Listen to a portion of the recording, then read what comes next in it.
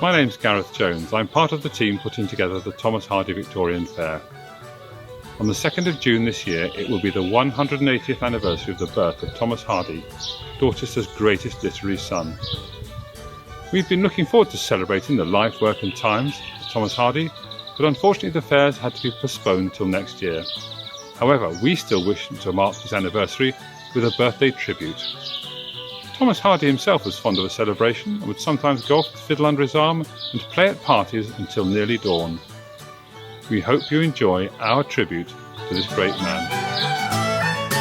A few score yards brought them to the spot where the town band was now shaking the window panes with the strains of the roast beef of old England. The building, before whose doors they had pitched their music stands, was the chief hotel in Casterbridge, namely the King's Arms. A spacious bow window projected into the street over the main portico, and from the open sashes came the babble of voices, the jingle of glasses and the drawing of corks.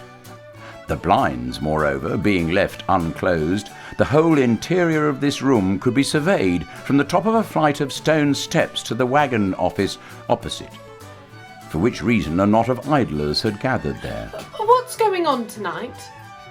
asked the girl, after singling out an old man and standing by him long enough to acquire a neighbourly right of converse.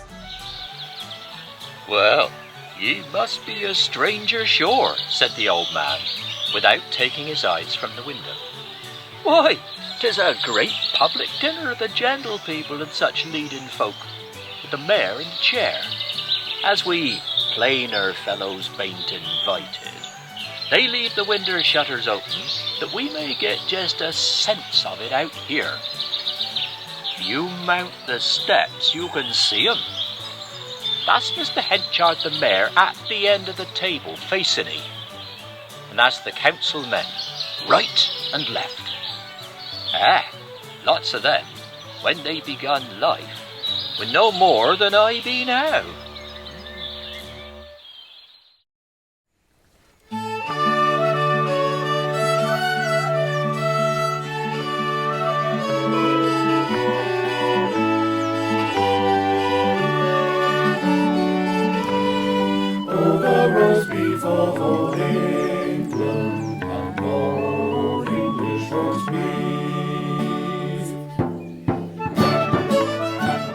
The impressionable peasant leads a larger, fuller, more dramatic life than the pachydermatous king. Happy birthday, Thomas Hardy.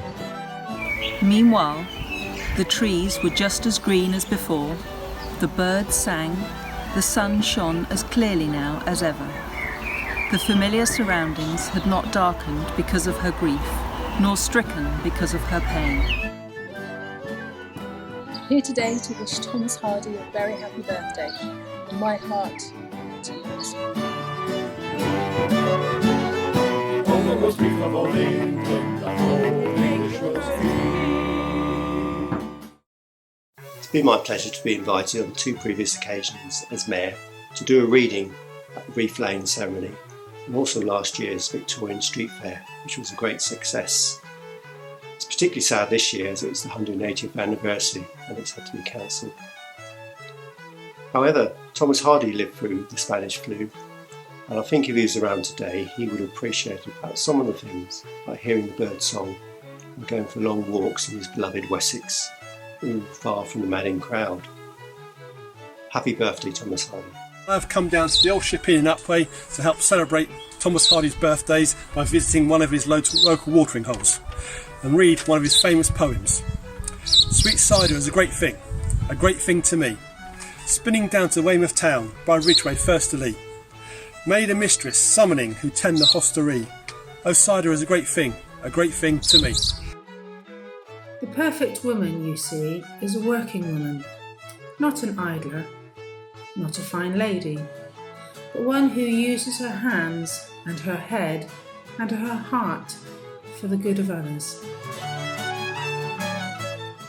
Here is the ancient floor, foot-worn and hollowed and thin. Here is the former door where the dead feet walked in. She sat there in her chair, smiling into the fire, and he who played stood there, bowing it higher and higher. Childlike, I danced in a dream, blessings emblazoned each day. Everything glowed with a gleam, and yet we were looking away. Remember that the best and greatest among mankind are those who do themselves no worldly good. Every successful man is more or less a selfish man. The devoted fail. The value of old age depends on the person who reaches it. To some men of early performance, it is useless. To others, who are late to develop, it just enables them to finish the job. Is it birthday weather for you, dear soul? Is it fine your way?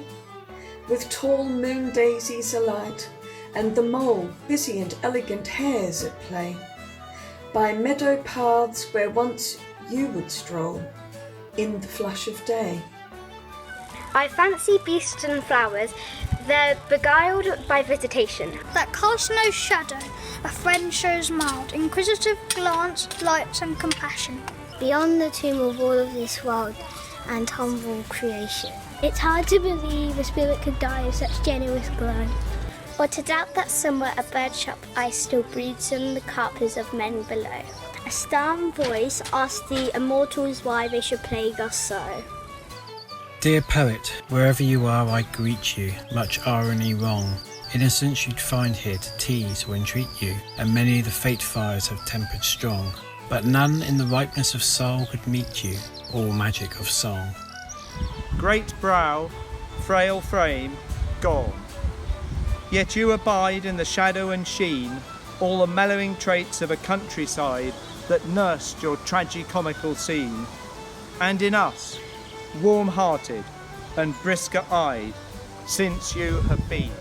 Happy birthday, Thomas Hardy. Happy birthday, Thomas Hardy. Happy birthday, Thomas Hardy! Happy birthday, Thomas Hardy.